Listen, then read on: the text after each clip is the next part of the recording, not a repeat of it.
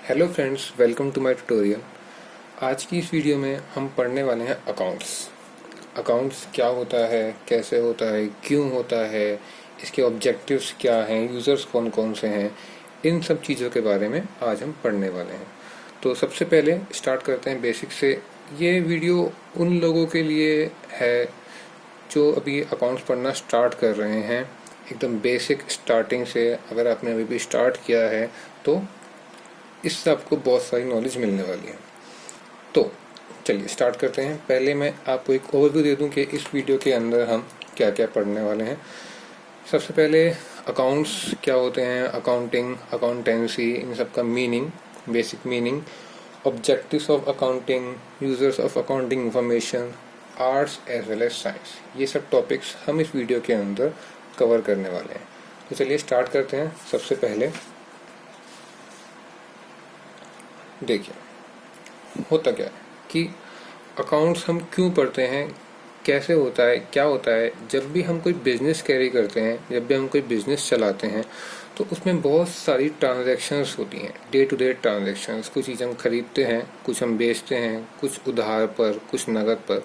तो उन सब ट्रांजैक्शंस में से जब जो फाइनेंशियल ट्रांजैक्शंस होती हैं, फाइनेंशियल का मतलब है जो पैसों से संबंधित है, जिसमें कि पैसे आ रहे हैं, रुपीज आ रहे हैं, उसको हम बोलते हैं फाइनेंशियल ट्रांजैक्शंस। तो जितनी भी मॉनेटरी ट्रांजैक्शंस हैं, उन सब को जब हम रिकॉर्ड करते हैं तो उस प्रोसेस को हम बोलते हैं अकाउंटिंग। हम रिकॉर्ड क्यों करते हैं? अगर हम चाहें तो रिकॉर्ड ना करें, लेकिन अगर हम रिकॉर्ड नहीं करेंगे तो बिजनेस में कितना प्रॉफिट है, कितना लॉस है, किसको कितने का माल दिया, किससे कितने का माल लिया, ये सब कुछ याद रखना बहुत ही मुश्किल हो जाता है। तो इसको हम एक जगह पर रिकॉर्ड कर लेते हैं। It is difficult to remember all the transactions of the business, so we have to record it. So, in accounting we record the transactions and classify them. हम उनको क्लासीफाई करते हैं और फिर उनसे रिजल्ट्स ड्रॉ करते हैं। इसी पूरे प्रोसेस को हम बोलते हैं कि ये अकाउंटिंग हो रही है। तो इसी से हम आ जाते हैं अकाउंटिंग के मीनिंग पर कि अकाउंटिंग का मीनिंग क्या होता है। तो यहाँ पर जैसे कि आप देख सकते हैं, अकाउंटिंग का meaning, It is a systematic record of each and every transaction. Systematic यानी कि तरीके से किया गया, योजनाबद्ध तरीके से रिकॉर्ड करना, यानी कि किसी चीज़ को आपको खातों में डालना, बुक्स में लिखना, उसको, उस पूरे प्रोसेस को हम बोलते हैं accounting. It is systematic record of each and every transaction. Her transaction का नोट करते हैं। Each and every financial transaction अगर कर लें तो ज़्यादा बेटर होगा यहाँ पर। तो फाइनेंशियल ट्रांजेक्शंस को हम जब नोट करते हैं तो उसको हम बोलते हैं अकाउंटिंग। सिंपल, एकदम छोटा सा मीनिंग। तो अब हम आते हैं 3 मेन वर्ड्स पर, जिसमें कि सबसे ज़्यादा परेशानी होती है शुरुआत में ही कि क्या होता है अकाउंट, अकाउंटिंग और अकाउंटेंसी। इन तीनों में डिफरेंस क्या है? तो देखिए, सबसे पहले अकाउंट क्या होता है। अकाउंट का मतलब कोई भी खाता, जैसे कि मैंने यहाँ पे लिखा हुआ है खाता।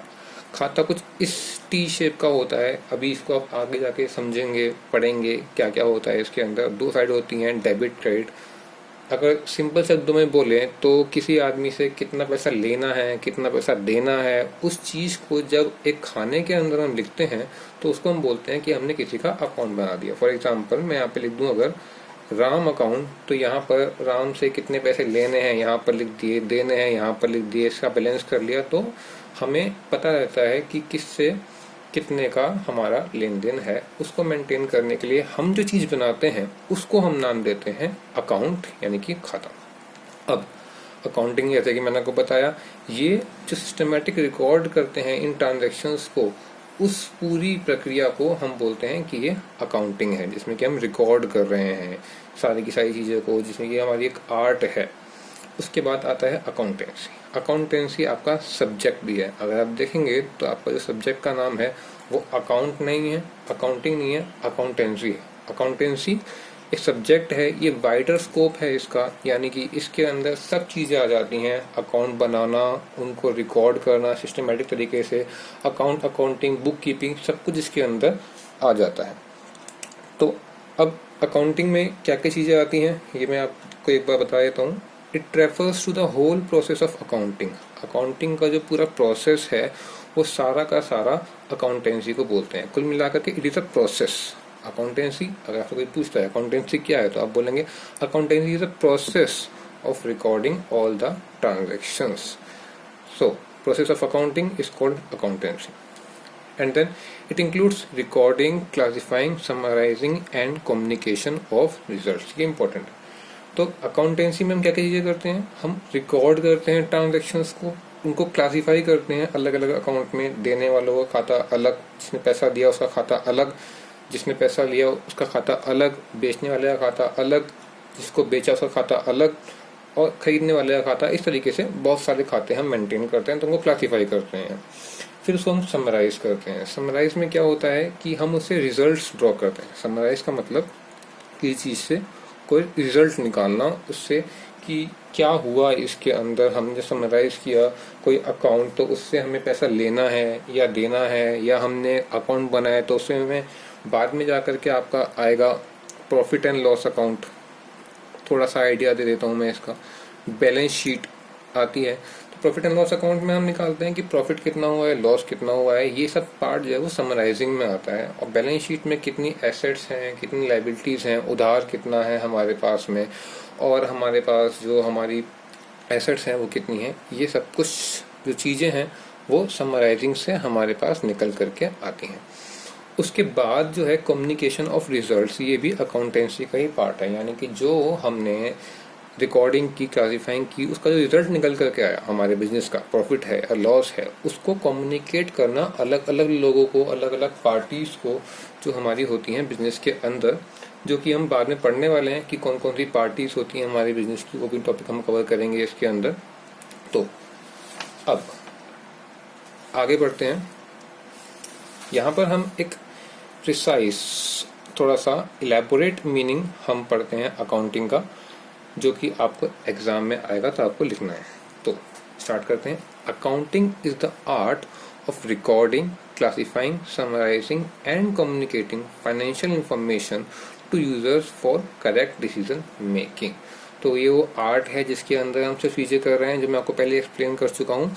इन सब चीज़ों को करने की जो कला है उसको हम बोलते हैं, उस आर्ट को हम बोलते हैं कि वो अकाउंटिंग है। यानी कि ये सब चीज़ें जो हम कर रहे हैं उसकी कला, उसका वो जो एक तरीका है, उसको हम बोलते हैं कि हम अकाउंटिंग कर रहे हैं। तो अब आते हैं हम अपने सेकंड टॉपिक पे, ऑब्जेक्टिव्स ऑफ अकाउंटिंग क्या है।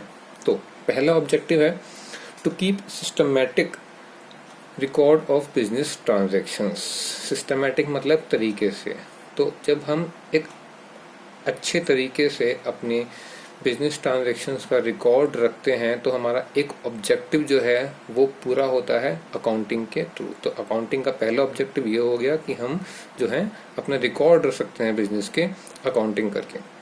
दूसरा ऑब्जेक्टिव टू कैलकुलेट प्रॉफिट और लॉस। जब हम अकाउंटिंग करते हैं, जब हम सारे के सारे रिजल्ट्स ड्रॉ करते हैं, हम ये देखते हैं कितना प्रॉफिट है, कितना लॉस है, तो उससे हमें आगे की प्लानिंग करने में हेल्पफुल होता है। और बिजनेस का अगर हम देखें तो मेन एम ही ये है। जो मेन एम है वो क्या है बिजनेस का, हम बिजनेस करते किस लिए हैं? हम इसीलिए करते हैं कि हमें प्रॉफिट हो या कहीं लॉस तो नहीं हो रहा हमको।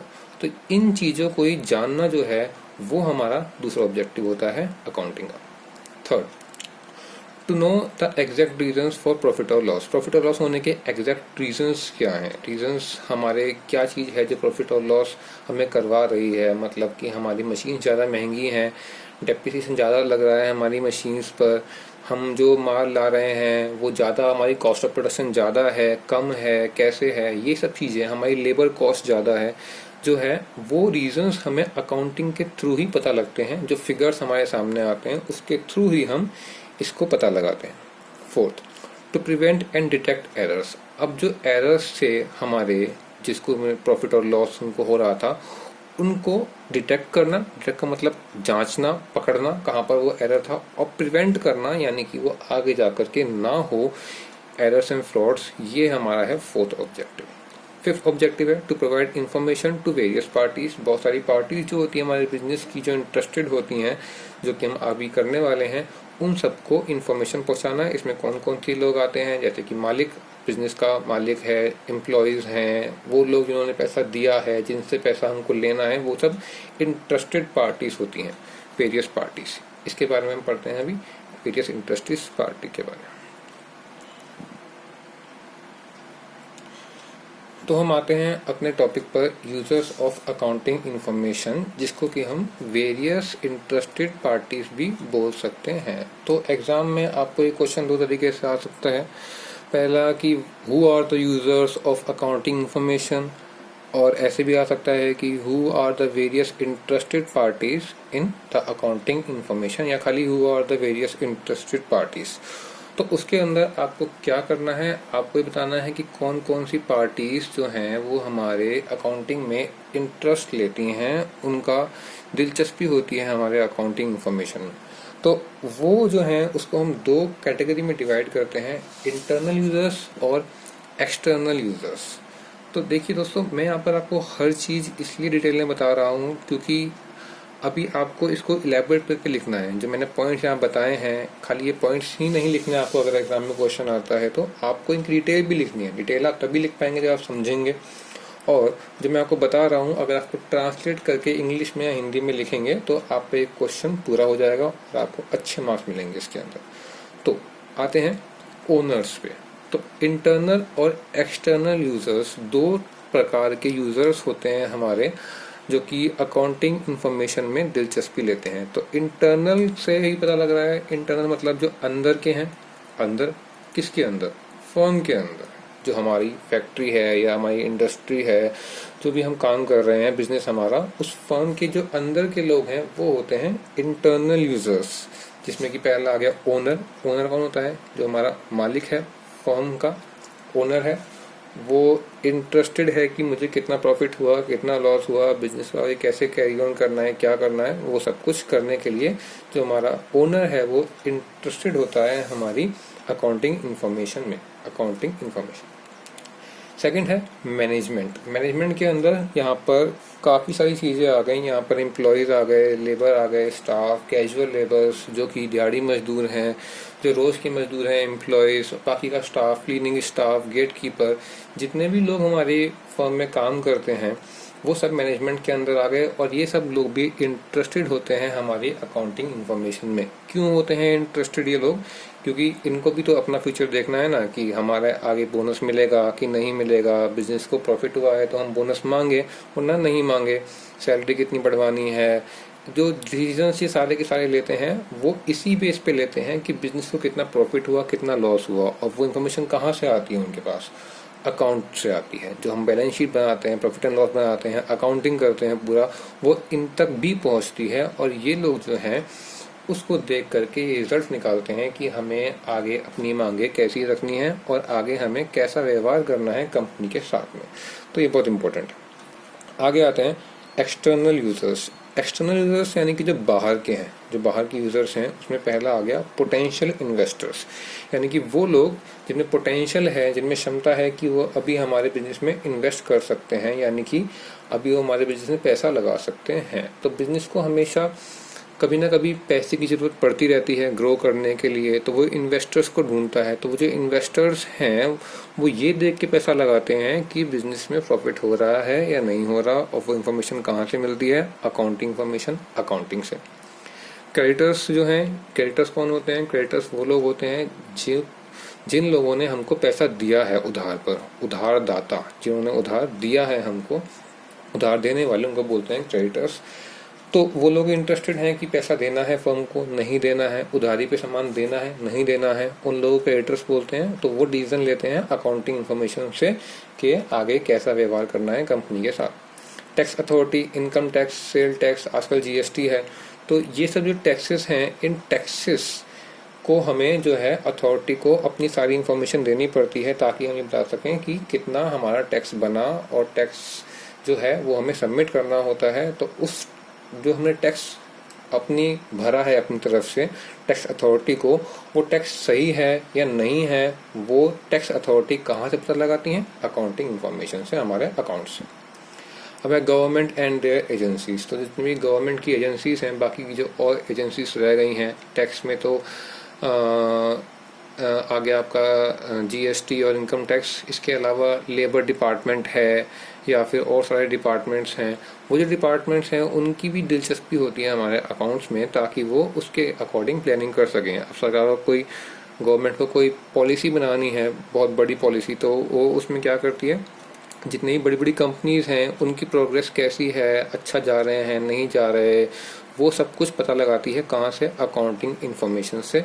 तो वो अकाउंटिंग इन्फॉर्मेशन जो है वो गवर्नमेंट और उनकी एजेंसीज के लिए भी बहुत ज़रूरी है। फिर आता है जनरल पब्लिक। पब्लिक में कौन आ गए? जो फैक्ट्री के, जो फर्म के आसपास रहने वाले लोग हैं, उनको भी दिलचस्पी है कि कंपनी अच्छा जा रही है नहीं जा रही, हमारे आसपास कोई कंपनी काम कर रही है तो उसमें अच्छा प्रॉफिट हो रहा है या नहीं हो रहा। तो इसलिए पब्लिक भी जो है वो आसपास की इंटरेस्टेड होती है। हालांकि उन पर कोई डायरेक्ट इम्पैक्ट नहीं पड़ता है पब्लिक के ऊपर, बट फिर भी एक सोशल रिस्पॉन्सिबिलिटी होती है बिजनेस की कि अगर वो प्रॉफिट ग्रो कर रहा है तो अपनी सोसाइटी के लिए कुछ ना कुछ करे। ये आप पढ़ेंगे बिजनेस में, जिसको कि बोलते हैं सोशल रिस्पॉन्सिबिलिटी ऑफ बिजनेस। तो उसके लिए पब्लिक इंटरेस्टेड होती है कि अगर कंपनी अच्छा कर रही है तो हमारे लिए कुछ करे, कोई पार्क बनाए, लाइब्रेरी बनाए, एसेट्रा एसेट्रा। फिर आते हैं कॉम्पिटिटर्स। तो कॉम्पिटिटर्स कौन है? वो लोग हैं जो कि वही काम कर रहे हैं लगभग जो कि हम कर रहे हैं, यानी कि सेम चीज़ बना रहे हैं जो कि हम बना रहे हैं। फॉर एग्जांपल कि एक वोडाफोन कंपनी है और एक एयरटेल कंपनी है, अपने कॉम्पिटिटर्स हैं, तो उनको ये जानना है कि हमारी जो कॉम्पिटिटर कंपनी है उसमें कितना प्रॉफिट हो रहा है या लॉस हो रहा है। उसी के हिसाब से वो अपनी पॉलिसीज बनाते हैं। बोलते हैं ना, बिजनेस में अपने से ज़्यादा अपने कॉम्पिटिटर्स की जानकारी रखना ज़्यादा ज़रूरी है। इसीलिए जो है कॉम्पिटिटर्स भी जो है इस अकाउंटिंग इंफॉर्मेशन में इंटरेस्टेड होते हैं। तो ये हमारा टॉपिक कंप्लीट हुआ, वेरियस इंटरेस्टेड पार्टीज। अब हम आते हैं, एक लास्ट टॉपिक हमारा रह गया है, छोटा सा है, वो है कि अकाउंटिंग जो है वो आर्ट और साइंस दोनों है कैसे। क्वेश्चन आएगा, accounting is art as well as science. Important question है, मैं आपको खाली इंपॉर्टेंट क्वेश्चन ही करा रहा हूँ फर्स्ट चैप्टर के अकाउंटिंग के, तो इसको आप समझ लीजिए क्या होता है। तो दो चीज़ें हैं यहाँ पर, एक है आर्ट और एक है साइंस। आर्ट का मतलब क्या होता है, साइंस का मतलब क्या होता है, और कैसे अकाउंटिंग दोनों है, आर्ट भी है और साइंस भी। आर्ट का मतलब है कोई भी स्किल, कोई भी कला, और साइंस का मतलब है कोई भी रूल। हम समझ सकते हैं रूल ऑफ थंब कि ये है तो ये ही है। जैसे कि 2 हाइड्रोजन और 1 ऑक्सीजन मिलके वाटर ही बनाएंगे, H2O वाटर ही बनाएगा और कुछ नहीं बनाएगा, ये रूल है। तो जहाँ पे रिजिडनेस है, जहाँ पर कि चीज़ें रिजिड हैं, बहुत ही सख्त हैं, प्रिंसिपल्स हैं, रूल्स हैं, वहाँ पर हम बोलते हैं कि वो साइंस है।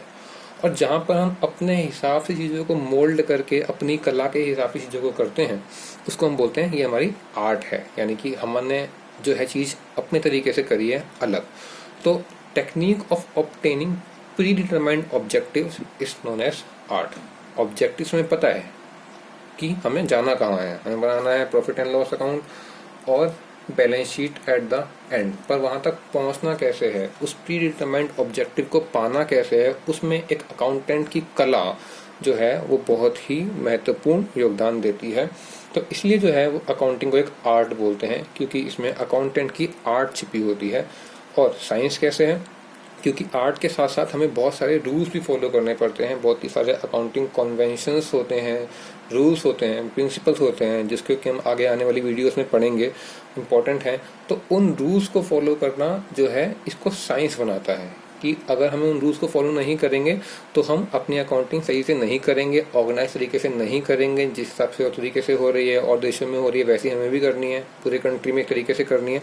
तो इसीलिए बहुत सारे रूल्स होते हैं, organised body of certain specified principles. Specified मतलब पहले से व्यक्त किए गए, पहले से बताए गए प्रिंसिपल्स को जब फॉलो करते हैं तो उससे जो है हम अकाउंटिंग को पूरा करते हैं, और इस प्रकार से जो अकाउंटिंग है वो साइंस बन जाती है। तो आर्ट इसलिए क्योंकि अकाउंटेंट अपनी कला इसमें ला रहा है, साइंस इसलिए क्योंकि हम बहुत सारे रूल्स को फॉलो करते हैं।